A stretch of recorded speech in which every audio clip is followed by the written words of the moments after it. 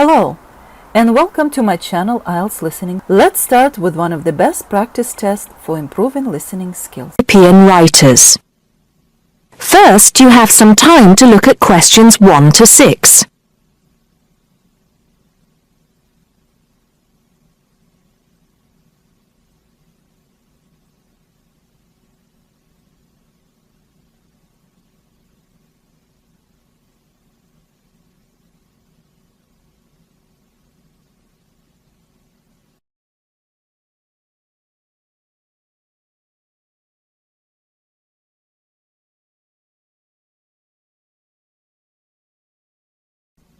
Now listen carefully and answer questions 1 to 6.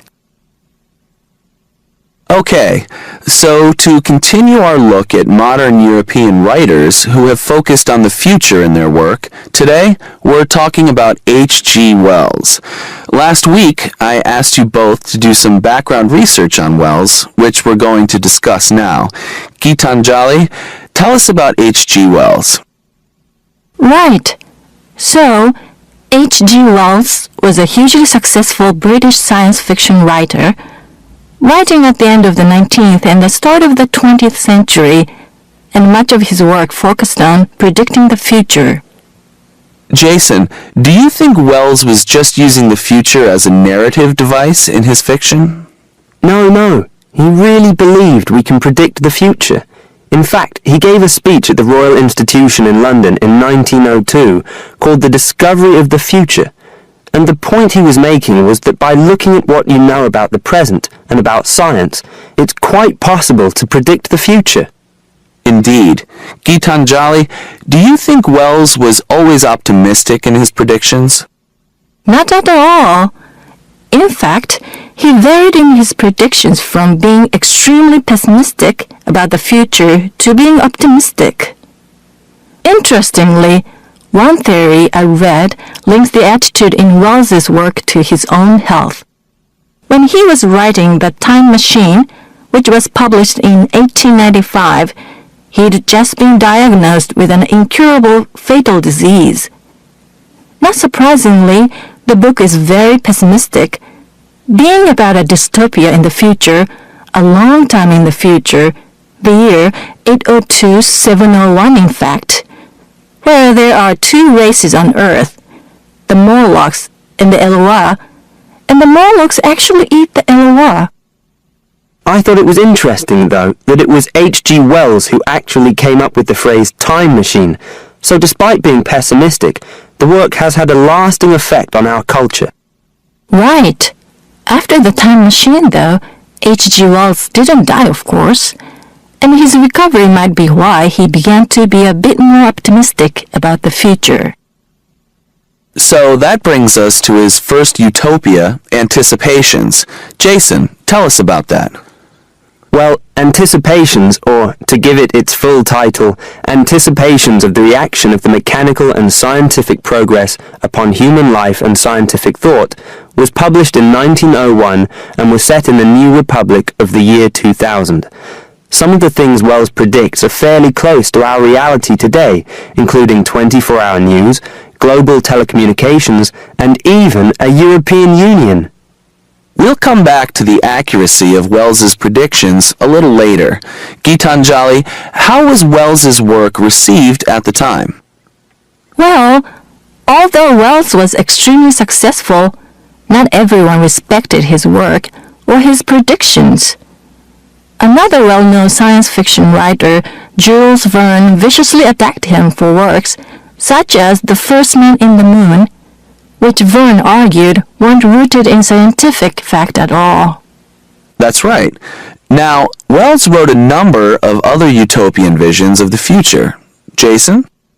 Yes, in A Modern Utopia, published in 1905, his vision was of a world where there's no private property, where everyone has access to wonderful healthcare, and interestingly, where everyone's personal information is stored on cards in a central database outside Paris. Apart from the healthcare, I'm not sure everyone today would see that as a positive view of the future. Neither am I. And, on a similar note, Wells strongly believed in population control, and in The Shape of Things to Come, which was published in 1933, he sees and supports a world where the population is kept at 2 billion.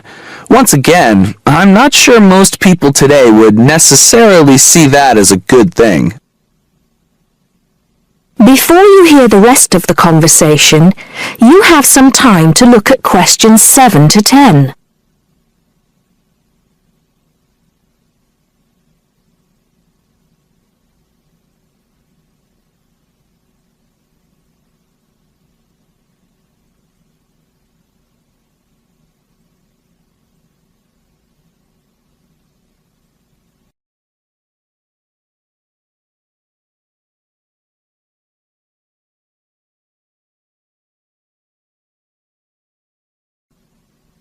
Now listen and answer questions 7 to 10. Gitanjali, in your research, did you come across anything about the world brain? Yes, I did. It's actually very interesting. Throughout the 1930s, Wells predicted and supported the setting up of a huge world encyclopedia. And towards the end of the decade, in 1938, he wrote a series of essays called World Brain. In these essays, he called for the world to make use of modern technology to create an enormous global encyclopedia so that all our knowledge is available to all people, not just an educated elite. Wells envisioned this as probably being on microfilm. He thought it would allow anyone, anywhere in the world, to look at any book or any document. He also thought it would be created by everyone, once again not just by an elite. Yes, and as you can imagine, many people today say that the internet has basically fulfilled his prediction. Of course, it doesn't use microfilm, but essentially, it does meet all Wells's main requirements. That is the end of part 1. You now have half a minute to check your answers.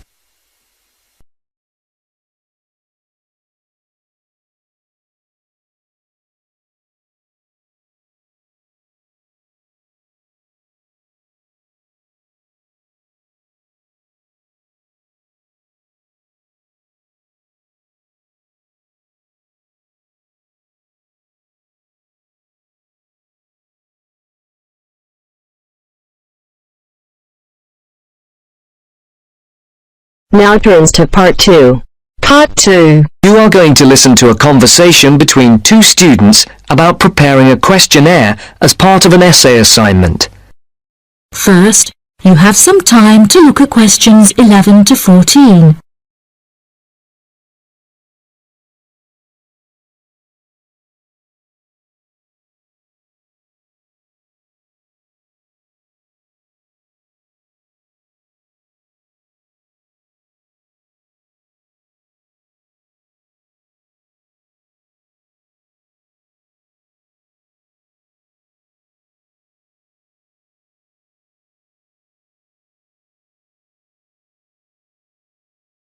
Now listen carefully and answer questions 11 to 14. I've never written an essay of more than 1,500 words before, Anne. Me neither, Mark, and it scares me. I wouldn't worry. We'll just have to pretend it's 4 essays of 1,500 words and join them together. It says here in the assignment notes Dr. Brightwell gave us that we're to write between 5,000 and 6,000 words on some aspect of students' attitudes, backed up by our own research, which we present in the form of tables, graphs, charts or whatever, and supported by reference to the list of books she gave us. Oh, I didn't realise there had been so many social science books written about students. Oh yeah, there are a lot. And the questionnaire? Yes, we have to prepare a questionnaire to gather our own data for the graphs, etc., and hand it in to Dr. Brightwell in draft form in 2 weeks' time. 2 weeks?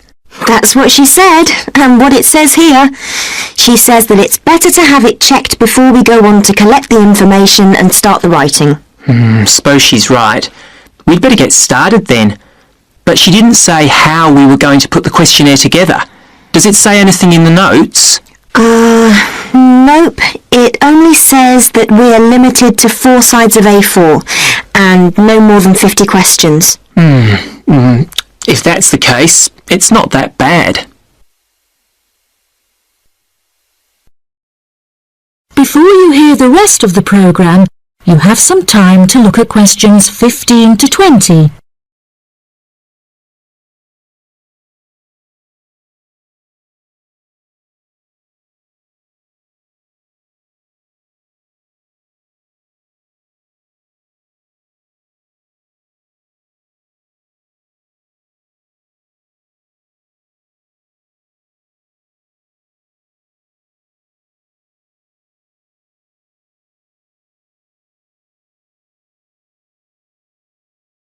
Now listen and answer questions 15 to 20.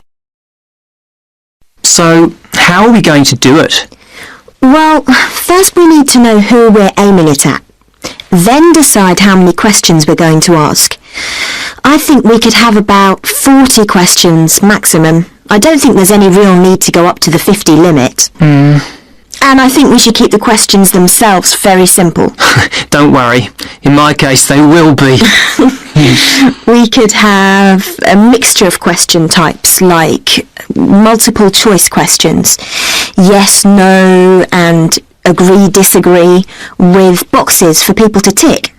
If people are asked to write down anything, it's unlikely they will fill it in. So, are we going to give this questionnaire out to people to hand in, or are we going to just stop and ask them around the campus or on the street? I don't really know. Did she say anything about this? No, she didn't. And there is nothing in these notes she gave us either. I think we ought to give them out. Okay. Anyway, it won't affect the way we design the questionnaire. We're both doing it on different subjects, but there's nothing wrong with pooling our ideas about the mechanism of the questionnaire. No, none. What are you doing your project on? I've been thinking about doing something around the subject of how aware students are of world affairs. People think that we're all up to date, but I very much doubt it. It would also be interesting to compare students in different years. And you? I'm doing something on health and sport, and whether students are more or less active since they came to university. Oh, sounds interesting. As the questionnaires can be anonymous, I'll fill in your first questionnaire for you. But I'm sure you won't be surprised by my answers. Somehow, I don't think so. I suggest we put together about 20 or 25 questions each, and then meet tomorrow or the day after and compare them. Are you going to type yours up? Yeah, then I can come round to your place and we can work on them. You've got a laptop, haven't you? Yes, and I've got some new design software, so we can play around with the layout. Brilliant! Are you any good at doing charts and things? I know how to do simple things on the computer, but we'll sort something out. Okay. I feel much better about all this now. It doesn't seem quite as bad as I first thought. No, don't worry, we'll get it done. That is the end of part 2. You now have half a minute to check your answers.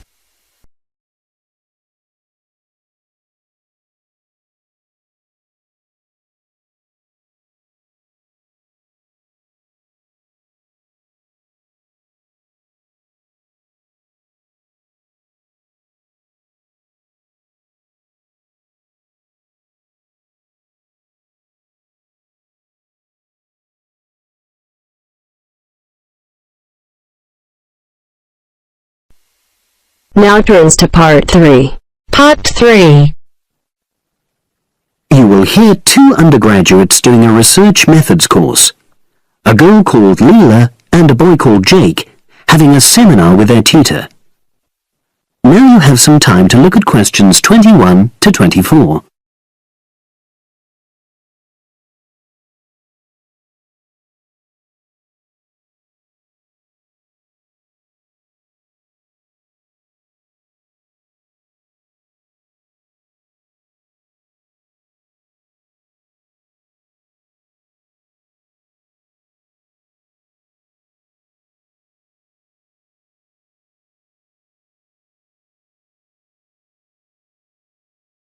Now listen and answer questions 21 to 24. So the task I gave you both was to choose an article about a small-scale research project. Yes. You were then required to try to reproduce the research procedures in your own context, i.e. try it out for yourselves. Yeah, and that's what we've done. Great. So I'd like you to tell me a bit about the article and why you chose it. Well, the article's written by 2 university lecturers who had started using crosswords to help their students revise terminology for exams. And the crosswords were designed and set on computers. And we selected the article because, well, it seemed an accessible topic, even though we weren't familiar with the technique. You know, using IT to design crosswords for higher education. That's a good reason.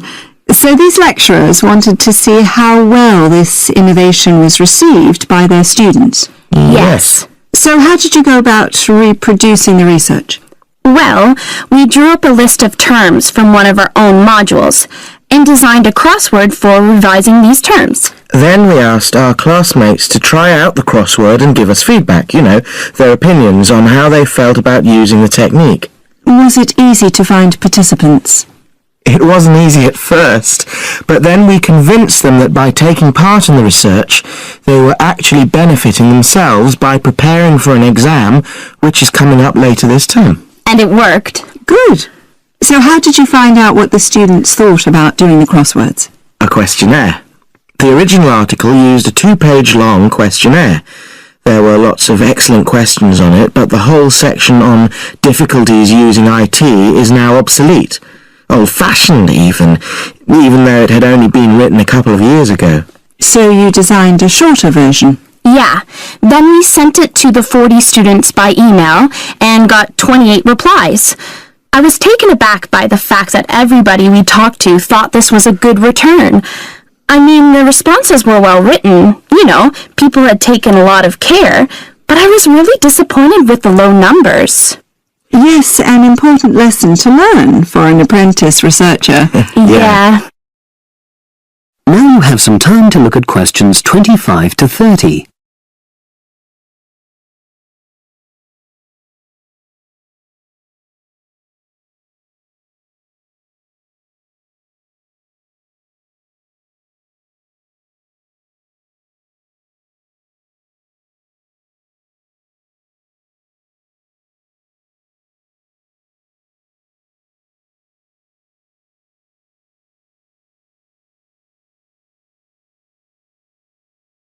Now listen and answer questions 25 to 30.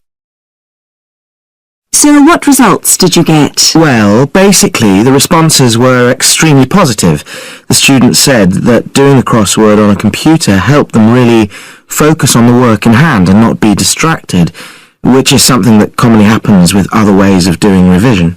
Yeah, that was really clear. But something that struck me was that having fun hardly featured in their responses, nor did anything to do with spelling of hard words, which I thought would be an obvious benefit. No? Okay. Respondents also said that doing the crossword hadn't really increased their general motivation to study, but that it had highlighted the gaps in their memory so they knew what further work was necessary. Right. So how did your findings tally with those of the original researchers? There were lots of similarities, but... There were probably 2 main differences. We found that more males than females liked the technique, whereas the original study found the reverse. Also, our respondents said they wouldn't mind doing a crossword as a final official exam. Whereas in the original study, students said they would hate doing it even if it meant having a shorter test. But of course, both sets of respondents said they'd be interested in doing more crosswords for informal purposes, revision, and so forth. Right. So let's have a think about the whole project and what you've learned from doing it. Well, it was very time-consuming. Yeah, and I don't think we managed that aspect very well. It could have been worse. I mean, we didn't have a lot of data, so we didn't have to spend ages processing it. And of course, we'd already done a course on numerical data processing, so there wasn't much new there. Yeah, that's true.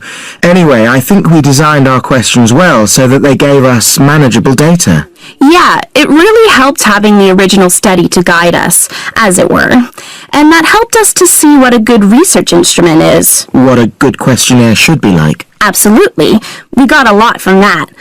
But when we were writing up the project, I'm not sure whether we'll know how to acknowledge the work of the original study.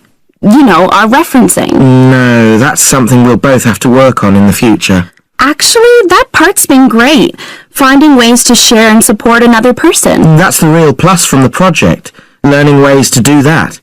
Well, it's obviously been very successful. That is the end of part 3. You now have half a minute to check your answers.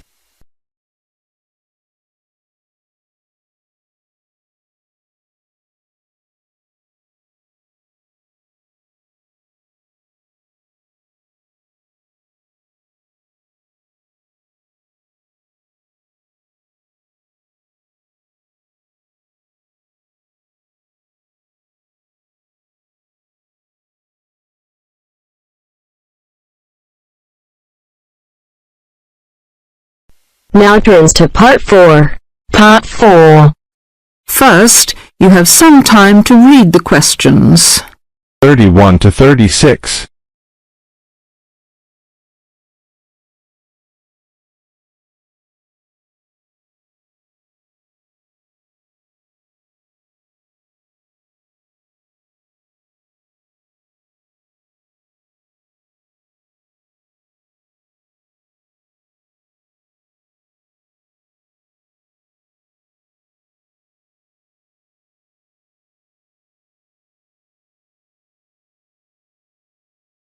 Now listen carefully and answer questions 31 to 36. These days, we know a lot about contaminated air, contaminated water, and so on. We know that smoke, chemical substances, and dust particles pollute our environment.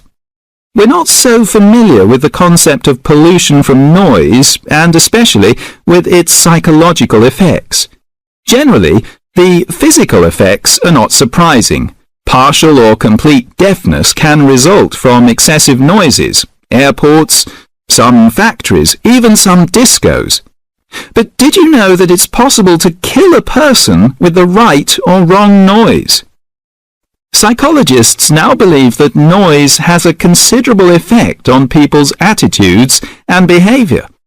Experiments have proved that in noisy situations, even temporary ones, people behave more irritably and less cooperatively. In more permanent noisy situations, many people cannot work hard, and they suffer from severe anxiety and instability, as well as other psychological problems. However, psychologists distinguish between sound and noise. Sound is measured physically in decibels. Noise cannot be measured in the same way because it refers to the psychological effect of sound, and its level of intensity depends on the situation. Thus, for passengers at an airport who expect to hear aeroplanes taking off and landing, there may be a lot of sound, but not much noise. That is, they're not bothered by the noise. By contrast, if you're at a concert and two people behind you are whispering, you feel they're talking noisily, even if there is not much sound. You notice the noise because it affects you psychologically. Both sound and noise can have negative effects. But what is important is if the person has control over the sound. People walking down the street with stereo earphones listening to music that they enjoy are receiving a lot of decibels of sound, but they're probably happy hearing sounds which they control. On the other hand, people in the street without stereo earphones must tolerate a lot of noise which they have no control over. It is noise pollution that we need to control in order to help people live more happily. Listen to the following talk about man and apes. First, you have some time to look at the questions. 37 to 40.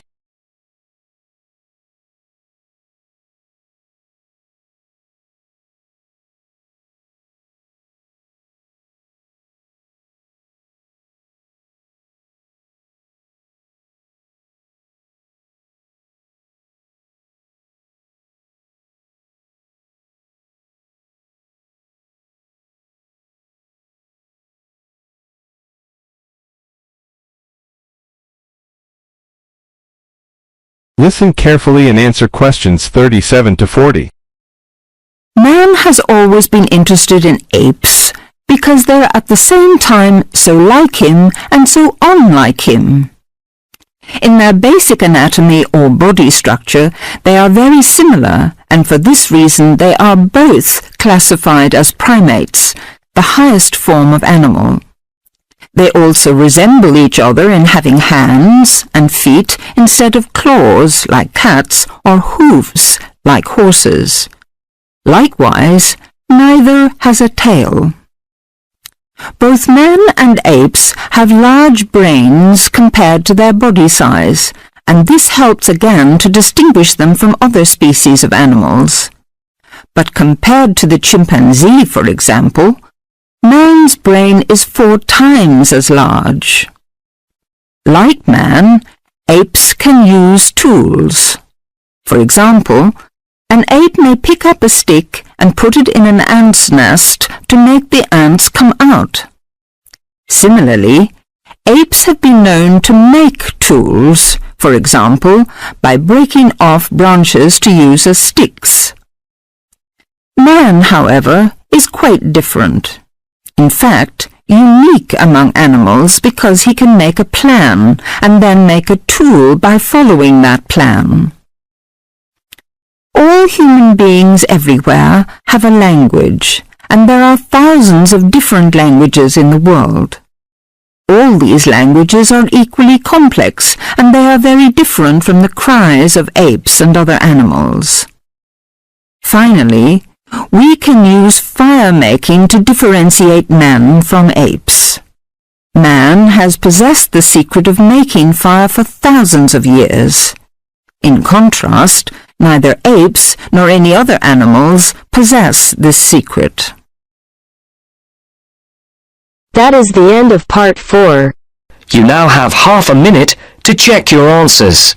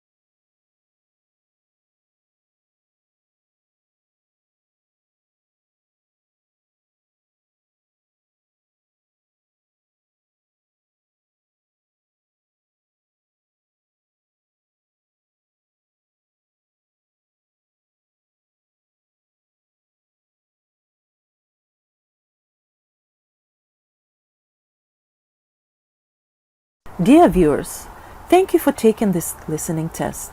Please let me know about your score in the comments section below. Keep on practicing. It's the only way to be successful.